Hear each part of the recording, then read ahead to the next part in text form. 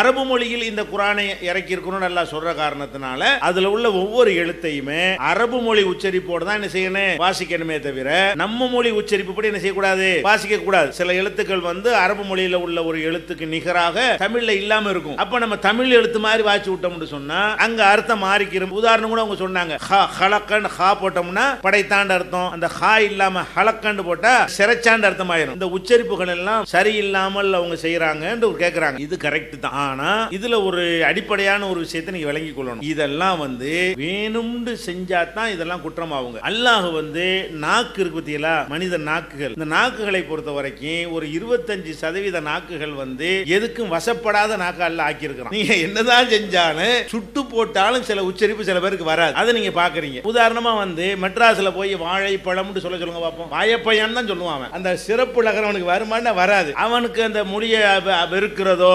சொல்லக்கூடாதுங்கிறதோ இல்ல. அப்படியே அவன் பழகிட்ட காரணத்தினால ரொம்ப அதிகமான மக்களுக்கு என்ன செய்யாது, தமிழுக்கு உள்ள அந்த சிறப்பு நகரம் அவனுக்கு வராது. அப்படியான ஒரு நிலைமையை பார்க்கிறோம். அந்த மாதிரி சில பேருக்கு இந்த ஹாங்கிறது நம்ம மொழியில இல்ல இல்லங்கும்போது அவனுக்கு என்ன செய்யும்னா அந்த ஹாங்கிறத காண்டு சொல்லுவான், இல்லாட்டி ஹாண்டு தான் வரும் சில பேருக்கு. இப்படி ஒருத்தன் செஞ்சான்னு சொன்னா இதை அல்லாஹ் குற்றம் பிடிப்பானா? லாஜிக் படி இது தப்புன்னு வச்சாலும் இதை குற்றம் பிடிப்பானாண்டா அல்லாஹ் குற்றம் பிடிக்கும். அதுக்கு ஏறல, ஒருத்தனுக்கு வரல, இதையெல்லாம் புட்டுச்சு இருக்கிற அளவுக்கு அல்லாஹ் யாரும் இல்ல கொடூரமானவன் கிடையாது. அது என்ன செய்யறோம், நம்மள டானாவெல்லாம் வராது. குழந்தைக்கு டானாவை தானான்னு தான் சொல்லணும். அது தானான்னு என்ன செய்வோம், நம்ம அதை சிரிச்சுக்கிறோமே தவிர அதுக்கு மண்டையில் அடிப்போமா? நம்ம அடிக்க மாட்டோம். அப்ப ரப்புல் ஆலமீன் அதை விட கருணை உள்ளவன் தானே, அவன் ரஹ்மான், அளவற்ற அருளாளன். அப்ப ஒருத்தன் திக்கி திக்கி எவன் ஓதுகிறானோ அவனை பார்த்து அல்லாஹ் என்ன செய்யறான், சந்தோஷப்படுறான். ரசூல் ஸல்லல்லாஹு அலைஹி வஸல்லம் சொல்றாங்க, ஓத தெரியல திக்கி திக்கி ஓதுறான், கொஞ்சம் முன்ன பின்ன வருது. இப்படி கடுபடியா சொன்னீங்க குர்ஆனே தொட மாட்டான். நிறைய பேர் ஒரு எழுத்து மாறினா அர்த்தம் மாறிடும், இப்படியாக்கணும் என்ன செய்வான், குர்ஆன் அம்மாடி மாட்டேன் அது அப்படி போயிடும். ஒரு மனுஷன் என்ன செய்யணும் சொல்லனு அவர்களுக்கு படிப்படியா வரும், கொஞ்சம் முன்ன பின்ன இருக்கு.